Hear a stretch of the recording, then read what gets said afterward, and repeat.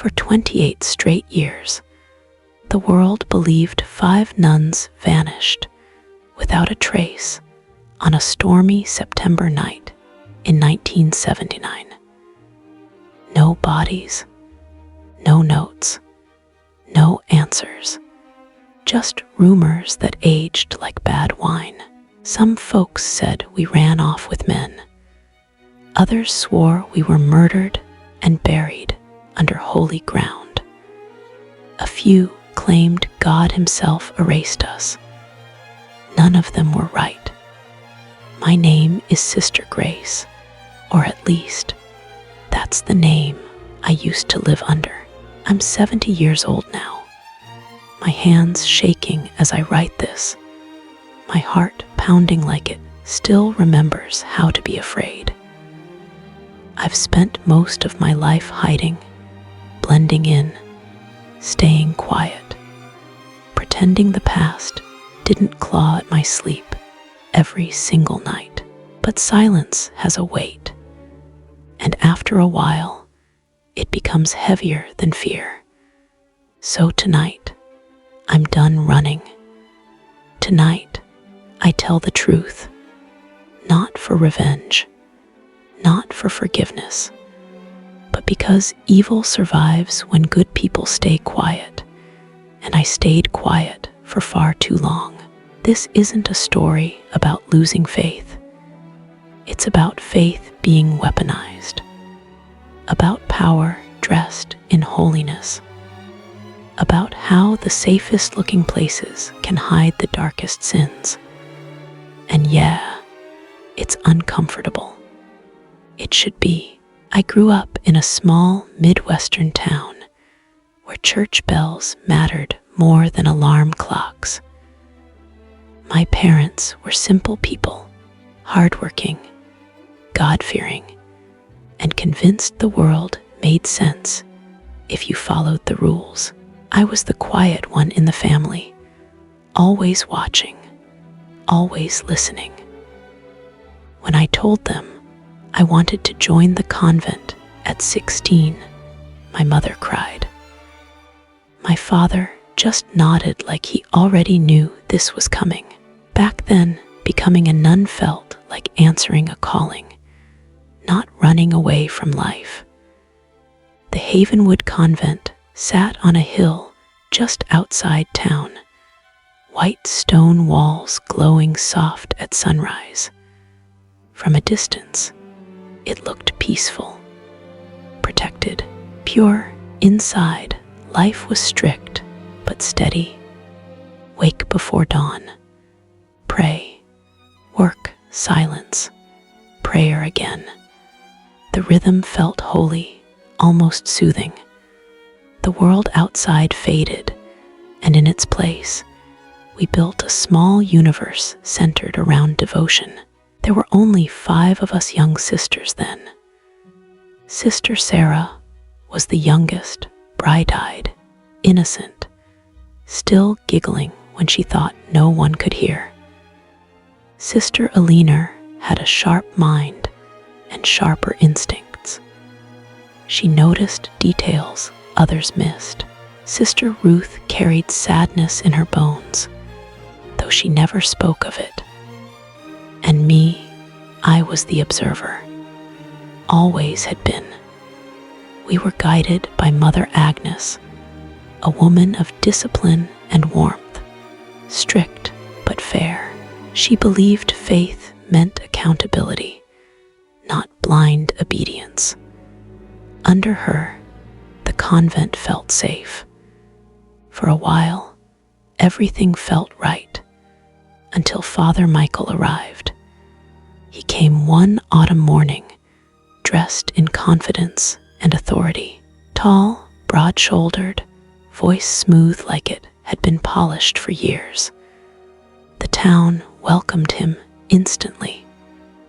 People leaned in when he spoke, like his words carried extra weight. Everyone admired him. Everyone except me. From the first moment our eyes met, something felt off. A cold prickled down my spine, the kind of instinct you try to ignore because it doesn't come with proof, just a warning. At first, it was small stuff, lingering looks, questions during confession that felt invasive, a hand resting too long on a shoulder. Nothing you could accuse out loud without sounding paranoid. That's how predators survive. They live in the gray areas. Sister Sarah started changing. The laughter drained from her. She avoided being alone, jumped at footsteps in the hallway. When I asked what was wrong, she just shook her head, tears welling but never falling. Then Mother Agnes fell sick. Severe pneumonia, weeks confined to her room. Our anchor was gone, and Father Michael stepped in to help. That's when the shadow stopped pretending. One evening, I entered the convent library early, expecting silence. Instead, I froze. Sister Sarah was backed against a bookshelf, her wrist clenched tight in Father Michael's grip. Her face was pale, eyes wide with fear. Time slowed. He turned, looked straight at me, and smiled. No panic, no shame, just confidence. That smile told me everything. That night, none of us slept. Fear settled into the walls like mold. We whispered in corners, connected dots we were too afraid to say out loud. And for the first time since I'd taken my vows, I questioned something terrifying. What if God wasn't watching this place anymore? Or worse, what if he was, and men were hiding behind his name? Sister Alina finally said what we were all thinking. We need proof, because faith doesn't mean surrendering your conscience. Real faith demands you confront evil, even when it wears a collar. I didn't know then that deciding to look for the truth would cost us our names, our home, and our entire lives. But once you see the truth, you can't unsee it. And inside those sacred walls, hell had already begun to breathe. After the night I caught Father Michael with Sister Sarah, the convent never felt quiet again. The silence changed. It wasn't peaceful anymore, it was sharp, like broken glass under bare feet. Every hallway felt watched. Every prayer felt heavier, like the words were afraid to leave our mouths. We didn't talk openly at first. Fear makes cowards out of even the strongest hearts. Instead, we communicated through looks, pauses, unfinished sentences, the kind of language only people under threat understand. Father Michael started showing up everywhere, too often, too casually, too comfortably. Morning prayers, evening meals, the herb garden, the infirmary, always with a reason that sounded holy enough to avoid suspicion. He had mastered the art of appearing helpful while slowly tightening his grip. And the worst part, no one questioned him. In Havenwood, a priest's word carried more weight than truth. People trusted him the way children trust gravity, without thinking twice. Sister Sarah was unraveling. She barely ate. Her hands shook when she poured water. At night, I could hear her crying through the thin walls, trying to smother the sound in her pillow. One evening, I finally sat beside her bed and took her hand. "You're not alone," I whispered. That's when she broke. Words spilled out like a dam giving way. Confessions, threats, warnings. Father Michael had cornered her more than once, told her no one would believe her, said obedience was God's will, said her silence was proof of her devotion. That's how he controlled her, not with force, with fear wrapped in scripture.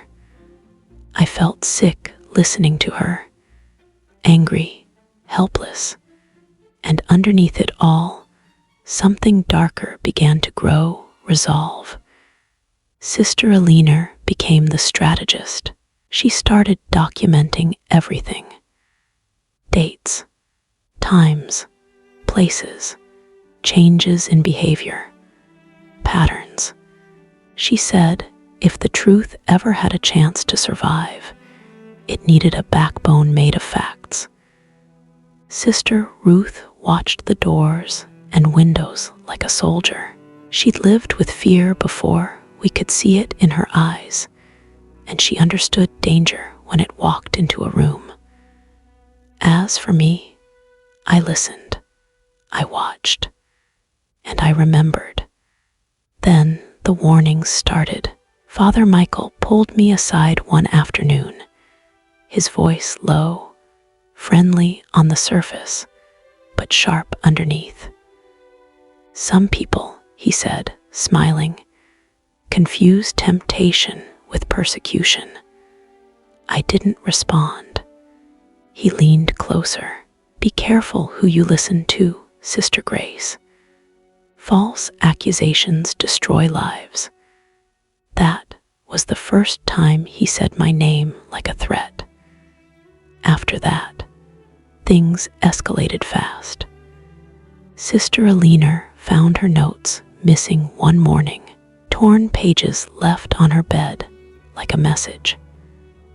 Sister Ruth was accused of neglecting her duties. Written complaints appeared out of nowhere. Sister Sarah was called in for extra confession sessions.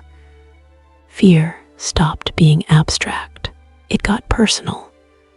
Mother Agnes was still sick, drifting in and out of awareness. When we tried to tell her something was wrong, Father Michael intercepted us every time.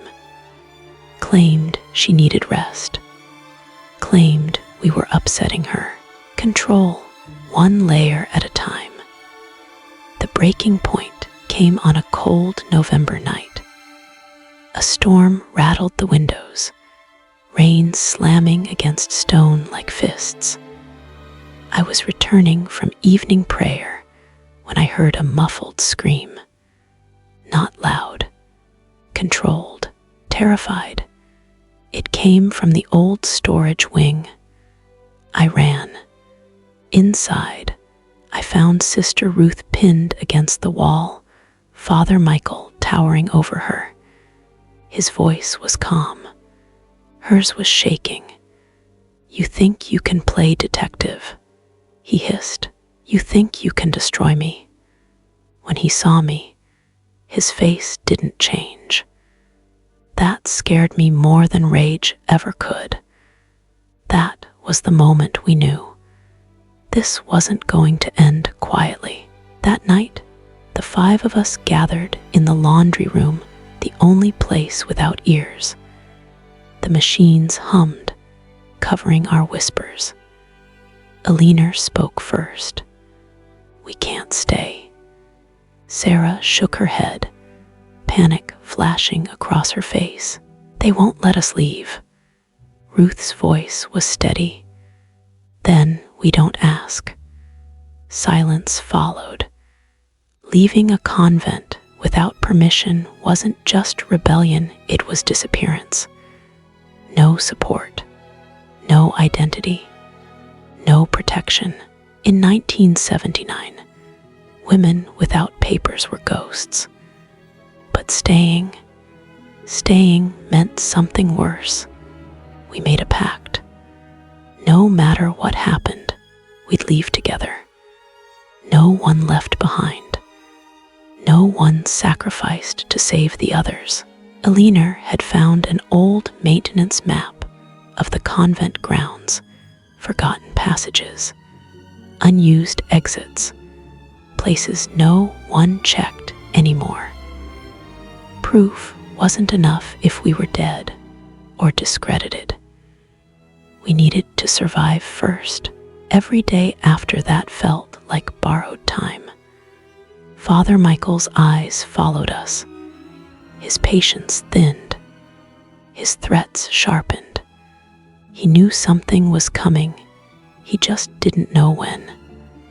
And the closer we got to freedom, the more dangerous he became. On the final night, thunder rolled like a warning from the sky. The kind of storm that hides footsteps. The kind of night people later swear they never noticed. We packed nothing but the truth and our fear. As I stepped toward the exit, one thought slammed into my chest. Once we walk out, there's no coming back. And behind us, inside those sacred walls, evil was already reaching for the door. Fear does something strange when it overstays its welcome. At first, it paralyzes you. Then, slowly, it sharpens you. By the time the final week arrived, fear wasn't my enemy anymore. It was fuel. Every step we took inside the convent felt rehearsed, like actors pretending nothing was wrong, while the stage burned behind the curtains. Father Michael knew. Maybe not everything, but enough. His sermons changed. They weren't about mercy anymore.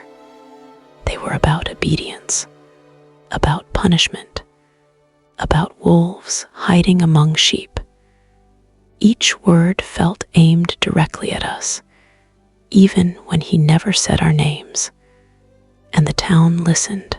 Mother Agnes died 3 days before we planned to leave. Her death shattered the last fragile shield we had. The woman who once ruled the convent with iron discipline and quiet compassion was gone, and with her went any illusion of protection.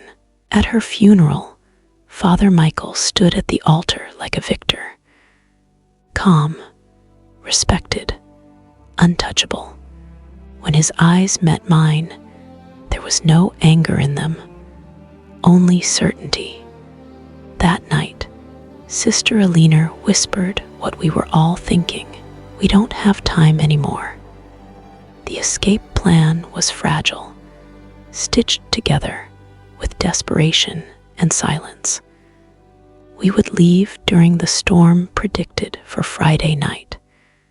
Heavy rain, no moon, thunder loud enough to swallow sound. We'd use the crumbling section of the rear wall, the one hidden by the old oak tree. What we didn't know then was how close everything came to collapsing before it even began. 2 nights before the escape, Sister Sarah didn't show up for dinner. That never happened. I felt it instantly, that cold drop in the stomach, the kind that tells you something is very wrong. I went looking for her, heart hammering so hard it hurt. I found her in the confessional, curled up, barefoot, her habit torn at the sleeve. She looked up at me with empty eyes. "He knows," she whispered. That was all she said. It took hours before she could speak again. When she did, the truth came out in pieces, broken, jagged pieces that sliced through me. Father Michael had confronted her, told her he knew we were planning something, claimed God had revealed our betrayal to him, said if we tried to leave, we would be hunted, disgraced, labeled sinners and liars. And then he smiled. "He said the storm won't hide us," Sarah said. "He said the walls belong to him." That night, Sister Ruth nearly backed out. She sat on the edge of her bed, hands clenched, staring at the floor. "I've lived my whole life inside rules," she said quietly. "What if we're wrong? What if this destroys us?" Alina answered her without hesitation. "Staying will destroy us faster." I didn't speak. I just reached for Ruth's hand, and she stayed. The next day felt unreal, like time itself was holding its breath. We cleaned, we prayed, we smiled when spoken to. We folded laundry and tended the garden like nothing was about to end. Father Michael passed me in the hallway that afternoon.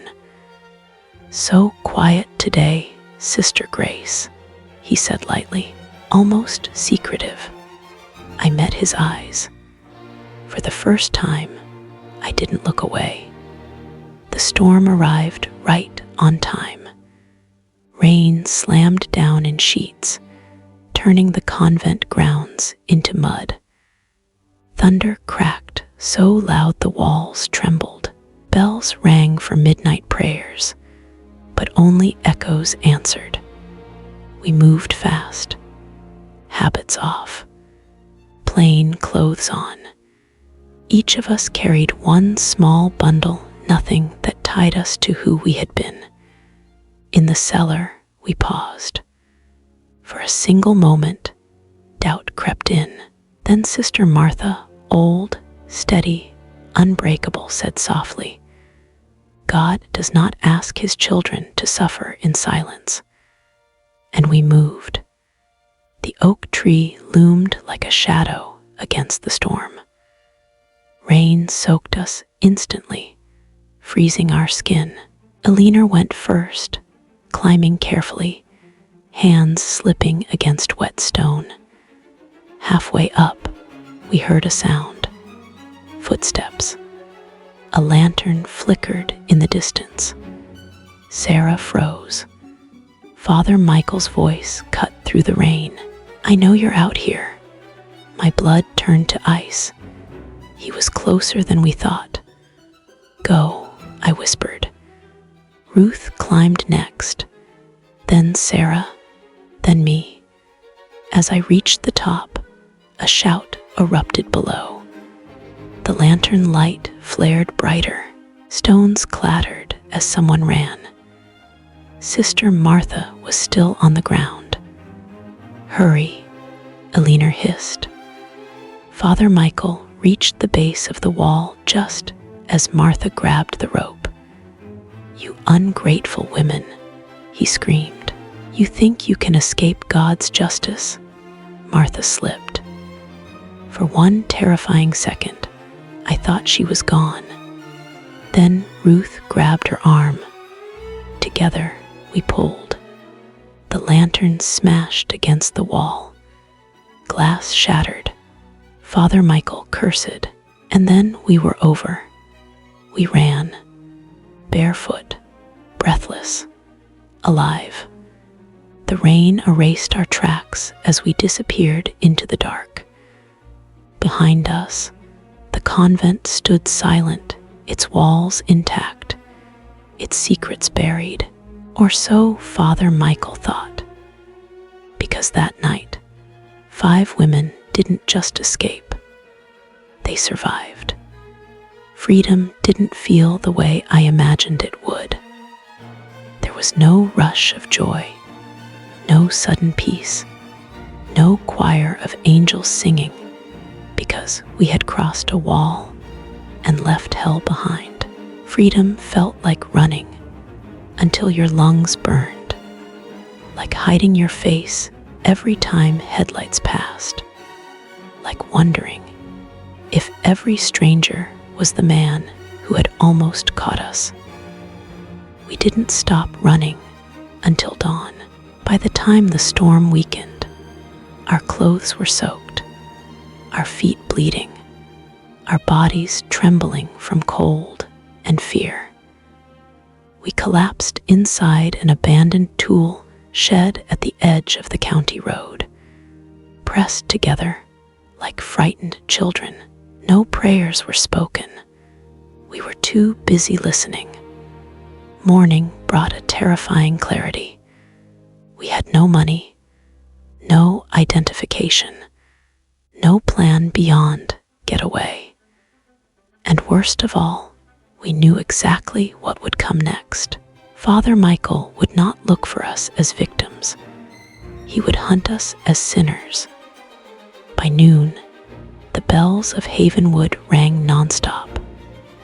News traveled fast in small towns, faster when fear fuels it. By the next morning, our faces were everywhere. Church bulletins, local radio, flyers stapled to telephone poles, 5 missing nuns, described not with concern but suspicion, mentally unstable, influenced by outside forces, possibly dangerous. They never once asked why we left. We learned all this hiding in the attic of a stranger's farmhouse. Sam and Mary Collins, names I will bless until my last breath. They found us shivering behind their barn and didn't ask questions. Not at first. They gave us dry clothes, soup, and silence, the holy kind. That night, Sam returned from town with a newspaper. He didn't speak, just laid it on the table. The headline burned itself into my memory. Convent scandal, NUNS flee, leaving questions behind. The article painted us like villains, ungrateful, rebellious, troublemakers who broke sacred vows and abandoned a dying Mother Superior. Then came the line that made a leaner collapse into a chair. Mother Agnes dead, heart attack. The cause, shock. Upon hearing we had fled, we didn't cry. We couldn't. Guilt crushed the air from our lungs. They'll say we killed her, Sarah whispered. And she was right. Father Michael made sure of it. Within days, the story grew uglier. Rumors spread like poison. That we stole money. That we ran off with men. That we were unstable, hysterical, sinful women who couldn't handle discipline. And Father Michael, he gave interviews, spoke softly, sadly, like a shepherd mourning lost sheep. I pray for them, he said, and for the souls they may have endangered, including Mother Agnes. That's when a leaner said the words that changed everything. We can never go back. Sam understood. He didn't pretend to fix things. He just acted. Through connections we never asked about and never wanted to know, new identities were arranged. New names. New lives. Sister Grace ceased to exist. So did a leaner, Joy, Sarah, Martha. We became Linda, Catherine, Rose, Emily, Millie. A family of 5 sisters with a quiet past and no questions. The price of safety was silence, and we paid it. 3 months later, we boarded a bus to Cleveland, Ohio, a city big enough to disappear in. Sam had a friend who ran a small garment factory. No background checks, no curiosity, just work, sewing uniforms, 10 hours a day, needles moving up and down like heartbeats, exhausting but honest. For the first time in our lives, we earned our own survival. Adapting was brutal. We didn't understand phones, or supermarkets, or banks. The first time I stood in line to open a checking account, the noise, the voices, the waiting, it was too much. My vision blurred. I nearly collapsed. Alina caught me. She always did. She learned the world fast. Fear never stopped her, only sharpened her focus. Joy adapted naturally, smiling even when she was terrified. Sarah watched, learned, and followed. Martha struggled the most. Age had made the world heavy on her shoulders, but she never complained. Every night we prayed, not like before. No scripts, no memorized words, just whispers into the dark. Please let us stay hidden. Please don't let him find us. Please don't let our escape be for nothing. Years passed. Cleveland became home. The factory grew. Salaries improved. We moved to a bigger house. To the outside world, we were ordinary working women. But inside, we lived like ghosts. Every knock on the door made us flinch. Every priest we passed made our hearts race. Every mention of Havenwood froze our blood. Fear didn't leave. It learned our names. Then, in 1983, everything shattered again. Martha, our anchor, our elder, our quiet strength collapsed in the kitchen. A stroke. By the time we found her, she was gone. We buried her under a name that wasn't hers. No habit, no hymns, just 5 women standing in the cold, mourning a life the world never truly knew. That was the moment I realized something terrifying. Running had saved our bodies, but it hadn't saved our souls. Time didn't heal us. It just taught us how to hide the pain better. After Martha's death, something shifted inside our house. The laughter grew thinner, the prayers grew shorter, and the silence became unbearable. We had survived Havenwood. We had escaped Father Michael.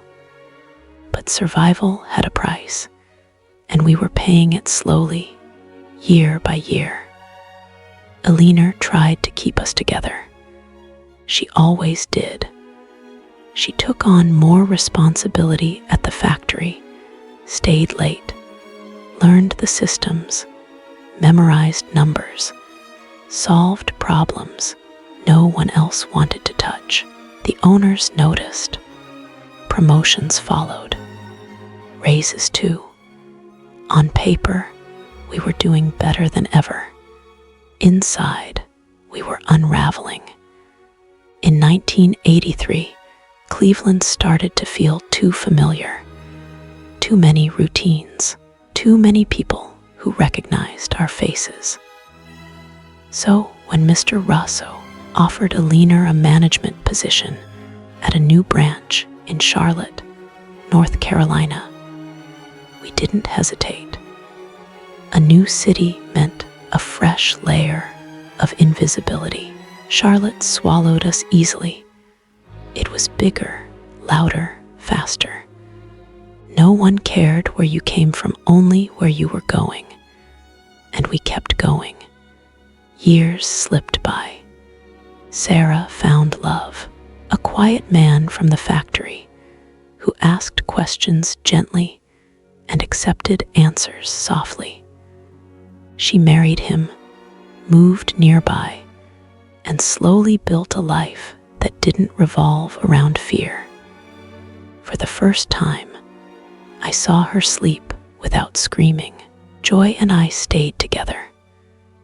2 single women devoted to work, drifting from one distant church to another, never staying long enough to be known.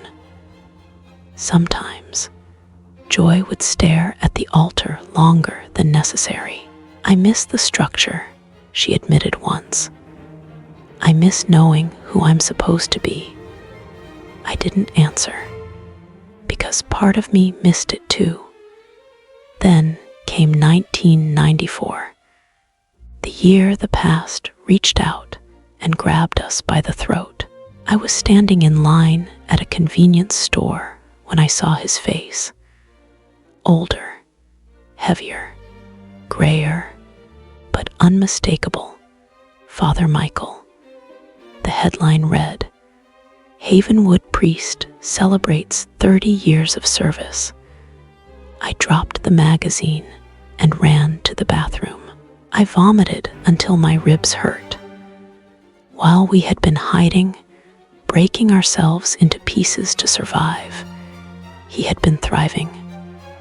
Praised, promoted, protected. A pillar of the community. The monster lived in daylight. That night, Alina didn't sleep. She stared out the window until dawn. "What if we were wrong?" she finally said. "What if our silence let him keep hurting others?" I didn't have an answer. Neither did God. 3 years later, Alina got sick. At first, it seemed like nothing. A cough, fatigue, then pneumonia, then the truth. Stage 4 cancer. The room went quiet when the doctor spoke.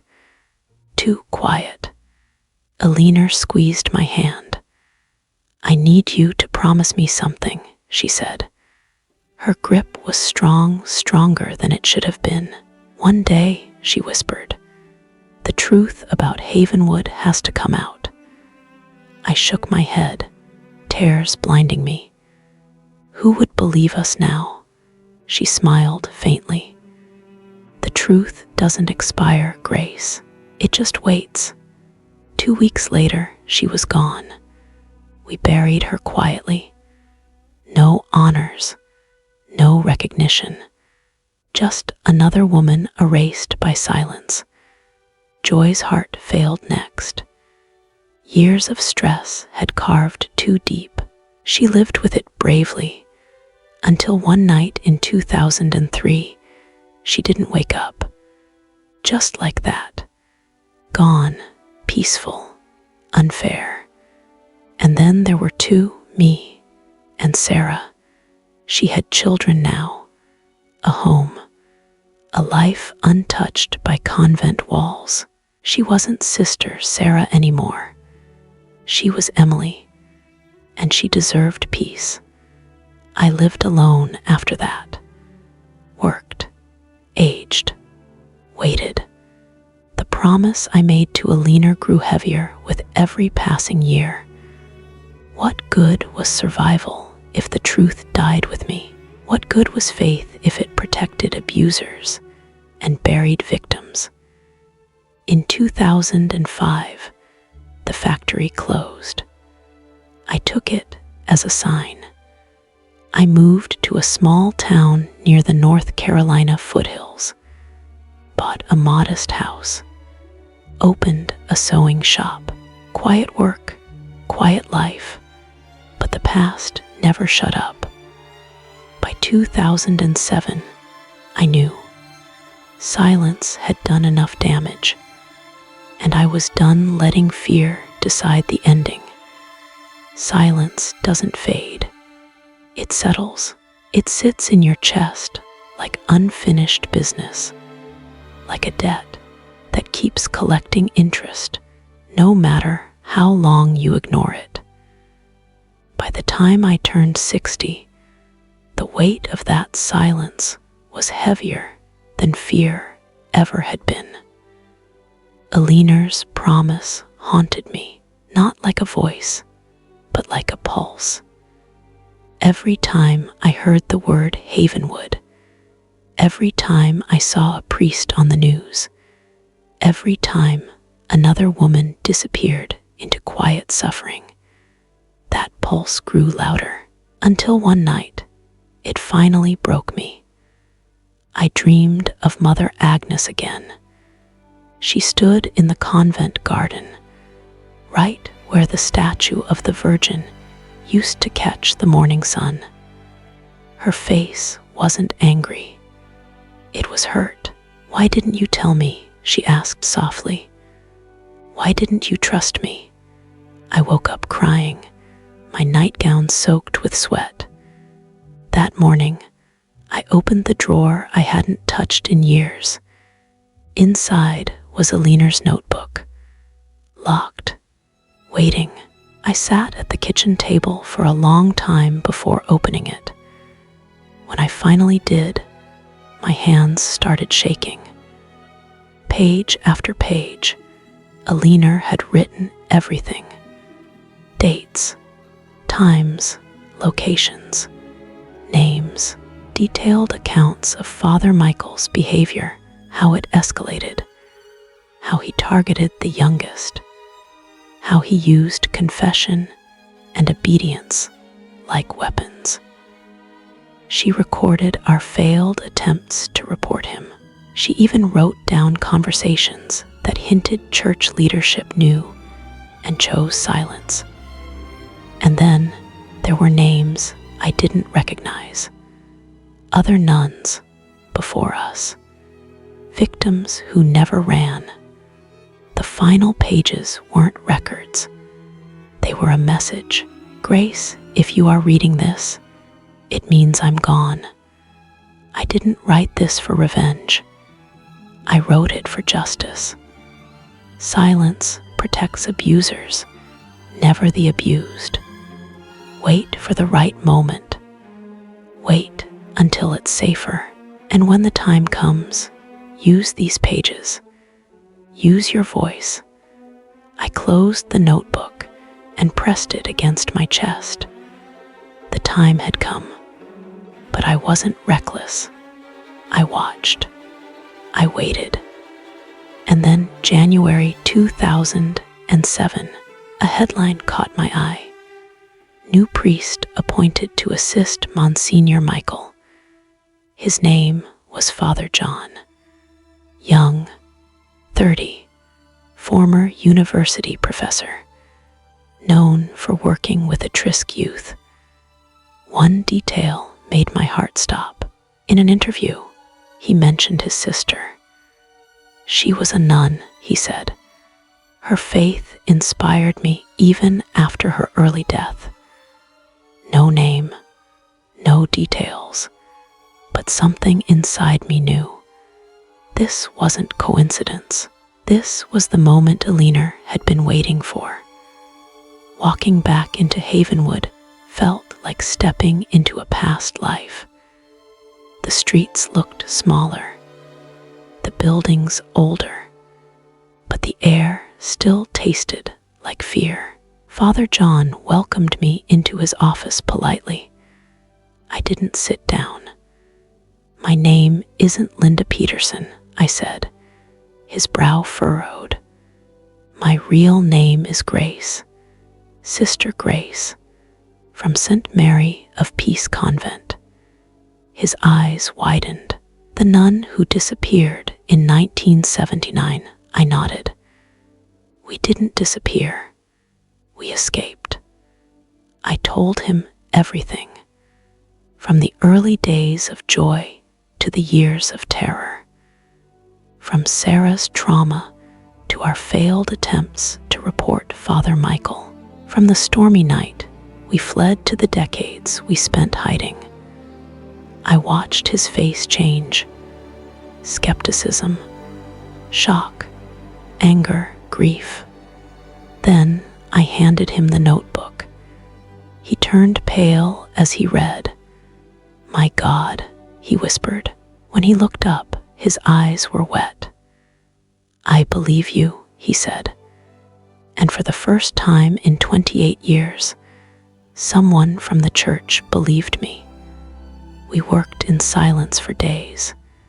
Carefully, methodically, Father John contacted a younger bishop, one known for refusing cover-ups. Together, they documented everything, cross-checked dates, dug into old archives. That's when we found it. A letter from 1977, a former superior warning the bishop about Father Michael's behavior. The response: matter resolved internally, filed, ignored. They knew, I whispered. They always knew. Father John didn't argue. He just placed a hand on my shoulder.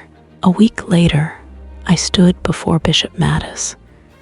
He listened without interrupting. When I finished, he did something I'll never forget. He knelt. "Sister Grace," he said, voice breaking, "on behalf of a church that failed you, I ask for your forgiveness." For the first time, I didn't feel invisible. But justice was coming, and it wouldn't be quiet. Truth has a sound. It's not loud at first. It's a crack, a whisper, the kind that slides under locked doors and crawls through walls people thought were solid. Once it starts, though, it doesn't stop. And by the time Havenwood realized what was happening, the walls were already talking. The church tried to move slow. Too slow. Bishop Mattis insisted on procedure, verification, and prayerful discretion. Father John pushed back harder than I expected. He wasn't raised on silence the way older clergy were. He understood something they didn't. If you wait too long, the truth finds its own microphone. And it did. The first call came from a woman in Ohio. She had seen Father Michael's name in a leaked internal memo Father John quietly shared with a victims' advocacy group. Her voice shook as she spoke. "I was 16, she said. He said God was testing me." Then another call. Then another. By the end of the week, there were 7. 7 women, 7 stories, same patterns, same words, same manipulation, different decades, same monster. Havenwood felt it before it heard it. You could see it in the grocery store, the post office, the diner near Main Street. People talked in half sentences. Eyes dropped when the church bell rang. Mothers held their daughters closer.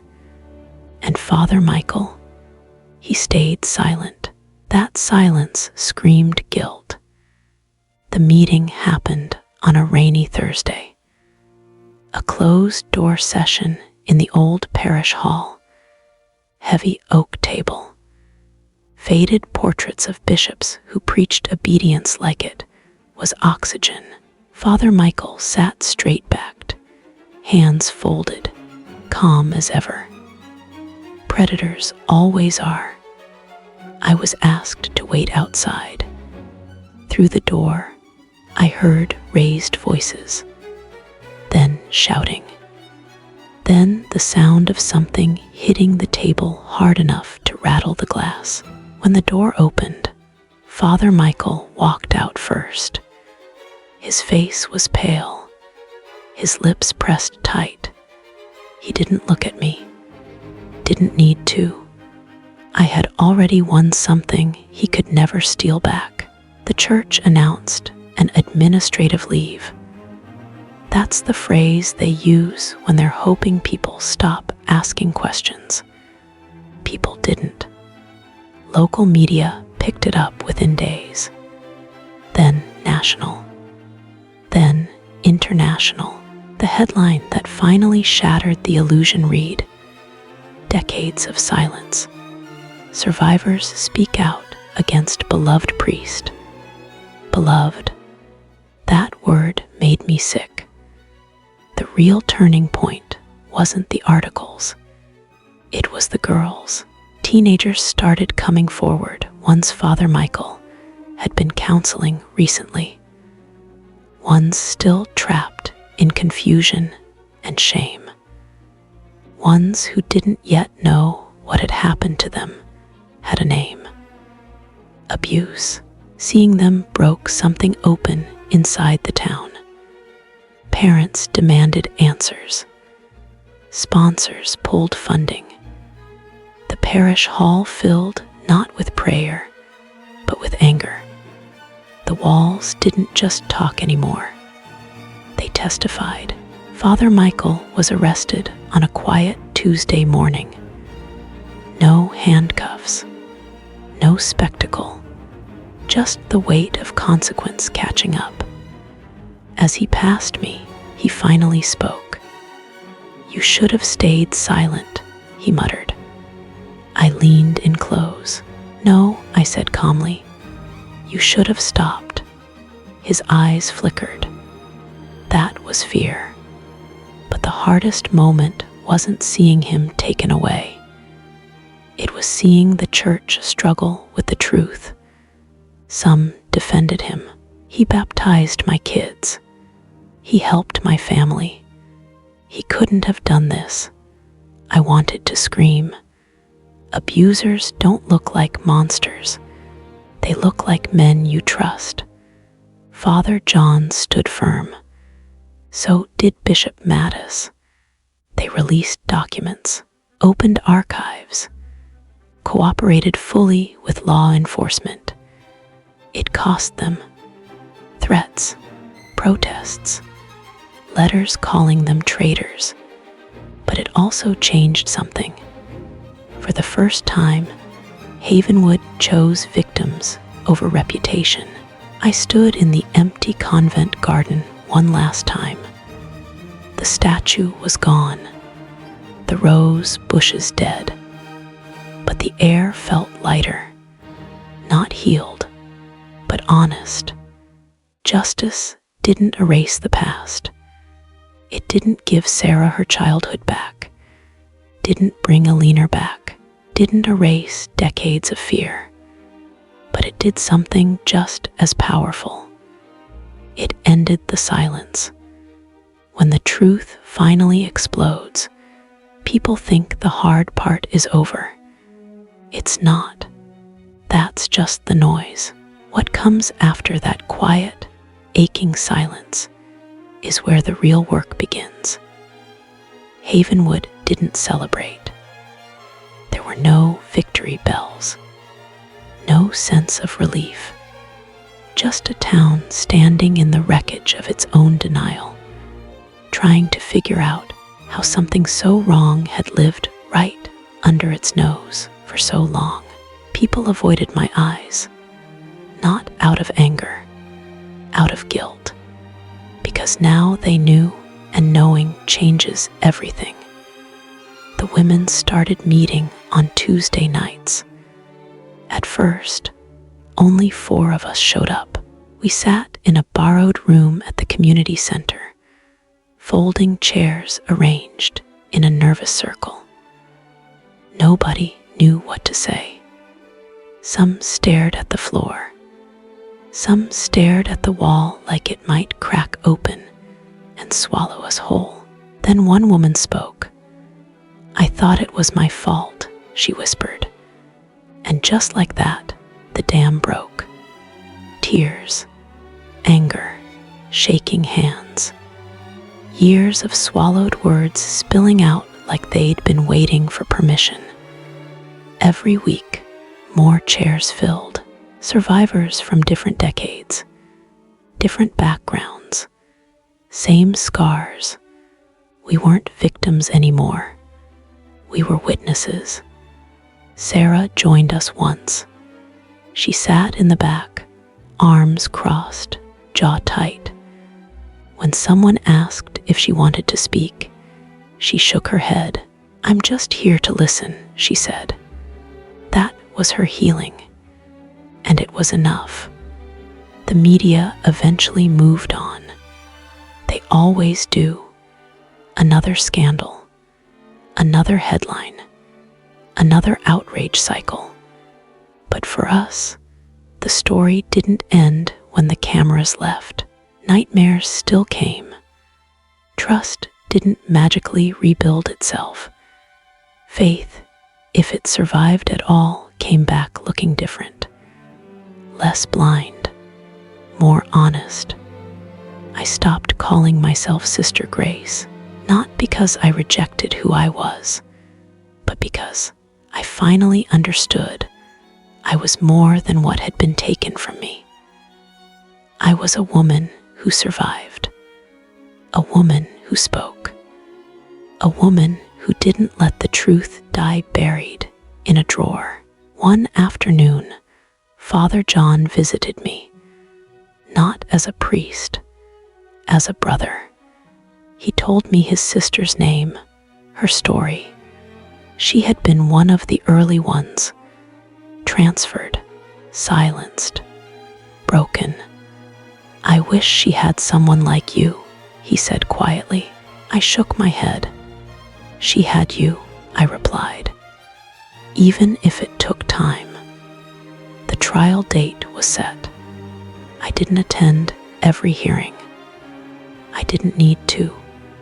Justice isn't about watching someone fall. It's about making sure they can't hurt anyone ever again. Still, the verdict mattered. Guilty. On all counts. The room didn't cheer. We just breathed. For the first time in decades, we breathed. Some people left the church forever. Some stayed and demanded change. Some rebuilt faith somewhere else entirely. There was no right answer, only honest ones. I returned to the convent one last time before it was sold. The building echoed now empty hallways, peeling paint, memories stitched into the walls. I stood in my old room, closed my eyes, and spoke to a leaner. "It's done," I whispered. "You were right." The room didn't answer, but my heart did. Healing didn't mean forgetting. It meant remembering without fear, speaking without shaking, living without hiding. The silence had been broken. Now came the responsibility of what to do with that truth.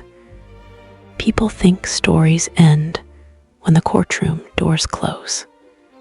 They don't. That's just where the echo starts. Years passed, but Havenwood never went back to sleep.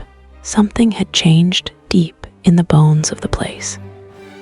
You could feel it in how parents talked to their kids, how teachers paid closer attention, how silence no longer felt holy. It felt suspicious. And that mattered, because silence had been the real villain all along. Letters started arriving at my door, handwritten, careful, shaky. Women from other towns, other states, some from other countries, survivors who had seen the headlines, heard the interviews, recognized pieces of their own stories inside mine. One wrote, "I thought I was alone for 42 years. Now I know I wasn't." Another said, "Your voice gave me mine." I didn't answer all of them, but I read every single one. And every time I did, I felt a leaner's promise moving through the world like a ripple. Havenwood's church reopened under new leadership, different policies, open doors, independent oversight, mandatory reporting, survivor advocates on staff, not hidden, not optional. Some called it progress. Others called it too late. Both were right. Father John became someone people trusted, not because he wore a collar, but because he listened when people spoke. He never rushed forgiveness, never demanded faith, never asked survivors to move on. He understood something rare. Healing isn't a deadline. Sarah found her own way forward, not public, not loud, but real. She became a counselor, worked with teens who had nowhere safe to land. She didn't tell them her whole story, but she didn't have to. Survivors recognize survivors. It's in the eyes. As for me, I started speaking. Not everywhere, not all the time, but when it mattered. Schools, small conferences, closed rooms where people were ready to hear hard truths. I didn't dramatize, didn't soften, didn't perform pain. I just told the truth, and people leaned in. One night, after a talk at a university, a young woman waited until everyone else left. She couldn't have been more than 19. "My pastor says obedience is everything," she said quietly. "Is that true?" I looked at her. "No," I said. "Safety is." Her shoulders dropped, like she'd been holding her breath her whole life. The legacy wasn't about me, or Sarah, or even a leaner. It was about what happened when fear lost its grip, when one voice cracked the wall, when the echo reminded others they weren't crazy, weak, or sinful, just hurt and worthy of protection. The town put up a plaque near the old convent site. It didn't name names, didn't explain details. It simply read, "In memory of those who were silenced, and in honor of those who spoke." That was enough. Some nights, I still dream, not of Mother Agnes, not of Father Michael, but of a leaner standing in the rain, smiling like she always did when she knew she was right. "You did it," she says. I always answer the same way. We did. The truth didn't destroy faith. It refined it, stripped it down to something smaller but stronger, something that didn't ask for blind loyalty, something that stood with the wounded. And if there's one thing I learned through all of it, it's this: courage isn't loud. It doesn't announce itself. Sometimes it's just a woman opening a drawer, reading a notebook, and deciding the silence ends here. People love clean endings. They want a full stop, a bow tied neat, good guys walking into the sunset, bad guys locked away, pain wrapped up like it never happened. Real life doesn't work like that. Healing isn't a finish line. It's a decision you make over and over again, sometimes every single day. I'm older now. The mirror tells stories my mouth doesn't have to. Lines on my face where fear used to live. Calm in my eyes where panic once camped out like it owned the place. I don't wake up running anymore. That's how I know I survived. Sometimes people ask me if I regret staying silent for so long. That question used to hurt. Now, I answer it honestly. No, I say. I regret that I had to be silent to survive. There's a difference. Survival isn't weakness. It's strategy. The truth is, not everyone gets justice in a courtroom. Some never see an arrest. Some never hear an apology. some never get believed. If that's you, hear this clearly. Your story still matters, even if no one clapped, even if the world moved on, even if the only witness was your own heart. I keep a leaner's notebook on a shelf now, not locked away, not hidden. It's a reminder not of pain, but of power. Ink can outlive fear. Words can wait. Truth has patience. The church still exists. So does harm. So does hope. All three walk the world together. What changes things isn't pretending evil disappears. It's refusing to let it hide. I don't call myself brave. Brave people run into fires. I walked away from one and came back when the flames couldn't touch me anymore. That timing, that saved lives. If you're watching this and carrying something heavy, something you've never said out loud, I want you to know this. You don't owe anyone your silence. Not a priest, not a teacher, not a boss, not a family member, not even God. Real faith doesn't demand suffering in secret. Real love doesn't ask you to bleed quietly. There's no shame in fear, but there is freedom on the other side of it. And freedom starts with one small thing: a whisper, a sentence, a truth you stop swallowing. I didn't break the silence alone. None of us do. Someone listens. Someone always listens. Sometimes it's a stranger. Sometimes it's a friend. Sometimes it's a future version of yourself saying, "It's time." If my story did anything, if it cracked even one wall, then it was worth every step through the dark.